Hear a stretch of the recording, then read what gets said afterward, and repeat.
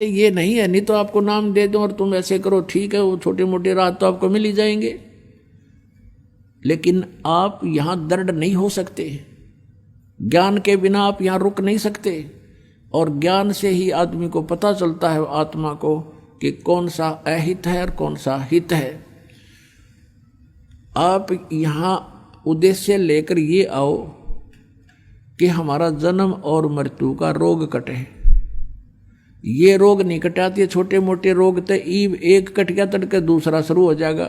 अगर ये भगवान से दूर चले गए तो कल को और रोग हो जाएगा। तो हमने परमात्मा की शरण में रहना है, और जो आपको आवश्यक वस्तु होंगी देगा भगवान, आपको अवश्य देगा, और ना भाग्य में होगा तो भी देगा। लेकिन हमारी इच्छाएं बहुत सीमित हों। परमात्मा ने उदाहरण दे रखा है, स्वयं एक मजदूर बनकर रहे, जुल्हा बनकर रहे, झोपड़ी में रहे, और हमें ये उदाहरण देने के लिए कि गरीब से गरीब आदमी भी परमात्मा पा सकता है। अब प्रसंग चल रहा है, वहीं उसी टॉपिक पर आते हैं कि अब हम त्रिकुटी पर पहुंच गए। त्रिकुटी पर पहुंचने के उपरांत अब उस सतनाम के 2 मंत्र हैं, उनमें से एक मंत्र का अकाउंट हमने त्रिकुटी पर देना है, तब हम आगे प्रस्थान कर सकते हैं, नहीं वहां से आगे नहीं जाने देगा ये।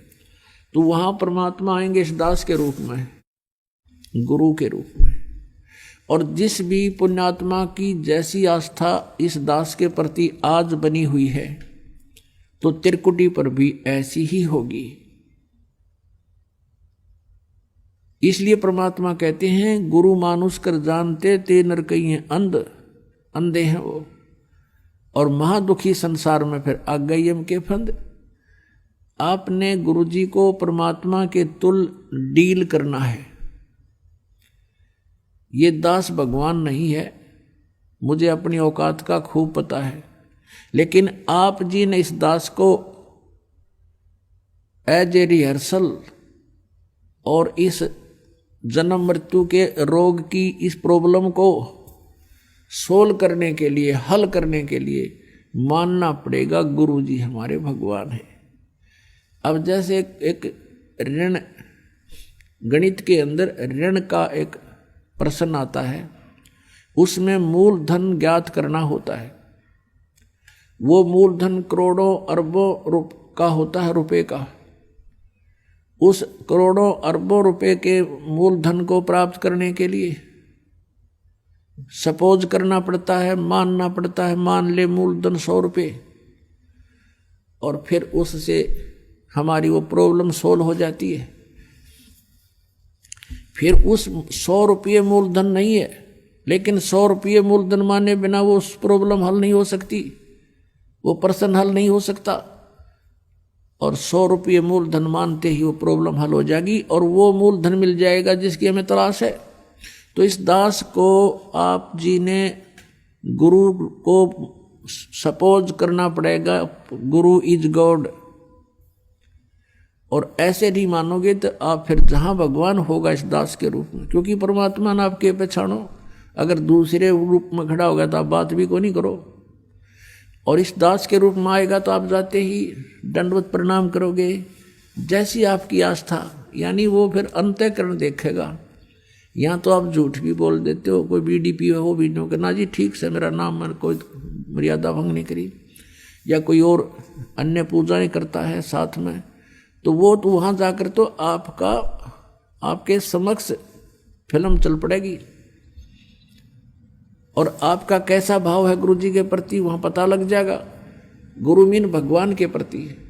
तो वहाँ अगर आपके मन में दोष रहा तो आप वहाँ से रिजेक्ट हो जाओगे, और कहते वहाँ का गिरा फिर नहीं जाता, वहाँ का गिरा वापस नहीं जाता फिर कभी भी। ऐसा बुरा हाल हो जाता है इस प्राणी का, जब इतना कुछ यहाँ करवाया जाता है, समझाया जाता है, और फिर हम वही गफलत करते हैं, तो फिर अपनी करी कराई भक्ति का नाश हो जाता है।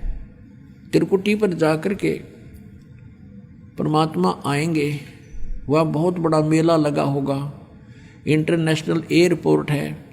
जैसे को विष्णु जी का उपासक है वो भी वहाँ खड़ा होगा, शिव जी का उपासक है वो भी वहाँ खड़ा होगा, और ब्रह्मा जी का उपासक है वो भी वहाँ खड़ा होगा, दुर्गा का उपासक है वो भी वहीं होगा, ब्रह्म का उपासक भी वहीं होगा, और पूर्ण परमात्मा का उपासक भी वहीं खड़ा होगा। अब वहाँ बहुत बड़ा भीड़ होगी, मेला होगा। आप खोजोगे कि गुरुजी कहाँ हैं हमारे, तो गुरुजी दिखते ही आप दौड़े जाओगे, दंडवत प्रणाम करोगे, फिर परमात्मा आपको साथ ले जाएंगे कि आ जाओ तुम्हारा अकाउंट क्लियर कराते हैं। फिर जाएंगे धर्मराज के पास, यहाँ का जो अकाउंट रखता है न्यायाधीश, उसके पास ले जाकर परमात्मा कहेंगे जी इनका हिसाब करो, ये आपके ओम नाम की कमाई इनकी इतनी है, इतने इनके यज्ञ हैं, ये अपना डिपॉजिट करो और इनका कैंसिल करो, इनका ऋण जितना भी आपका है। और जो रही पाप, वो परमात्मा के पास शक्ति है, वो पाप नाश हो जाते हैं इस सतनाम के दूसरे मंत्र से और सार नाम के मंत्र से। ये हमारे पाप नाश होते हैं इनसे, दोनों के योग से, अकेले से नहीं होते उसके। तो पाप हमारे नाश मिलेंगे, पुण्य जो के तो वहाँ विद्यमान मिलेंगे। तो वो काल के ब्रह्म से, वो ब्रह्म नहीं आता सामने, वो धर्मराज छोड़ रखा उसने कि ये काउंट करेगा, उसको हिसाब दे देंगे। फिर त्रिकुटी से आगे चलते हैं, फिर हम ब्रह्म रंध्र की ओर। अपने आत्माओं, काल ने बहुत ज्यादा जुगाड़ जोड़ रखा है, और जो ज्ञान हमें प्राप्त है अभी तक पता था, वो बहुत ही सीमित ज्ञान था। अब जैसे यहां से त्रिवेणी होती है, त्रिवेणी 3 रास्ते हैं, आगे चल के त्रिवेणी का जो मध्य का रास्ता है उसको पार करके हम त्रिकुटी पर जाते हैं, और वहां फिर त्रिकुटी से आगे फिर ऐसे ही 3 रास्ते हैं। वो मध्य का रास्ता है, वो ब्रह्मरंध्र, सेकंड ब्रह्मरंध्र है, जो काल के निज लोक में प्रवेश करता है। अब ये ब्रह्मरंध्र मान रहे थे 10वां द्वार, 10वां द्वार, हमने 12वें द्वार को पार करके सतलोक जाना है। तो वहां पर धर्मराज का हिसाब करवा के फिर हम प्रवेश करेंगे 11वें द्वार में, इस अक्षर पुरुष के लोक में। अक्षर पुरुष का लोक यानी स्थान 7 संख ब्रह्मांड का है, उसके अंदर से हमने जाना है। तो उसका ऋण हमारे ऊपर, वो सिर्फ इतना ही टैक्स हो जाता है, वहां से वहां तक जाने का उसका किराया है, सतनाम के दूसरे मंत्र का जो तत्व है उसका। तो वो परब्रह्म के लोक में हम इसको दे देंगे, परमात्मा साथ रहेंगे। फिर हम 12वें द्वार में जाएंगे, भवन गुफा पार करके,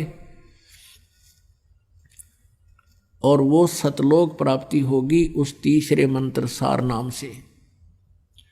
तो गीता जी अध्याय नंबर 18 के श्लोक नंबर 66 में कहा कि सर्वधर्मान परित्यज माम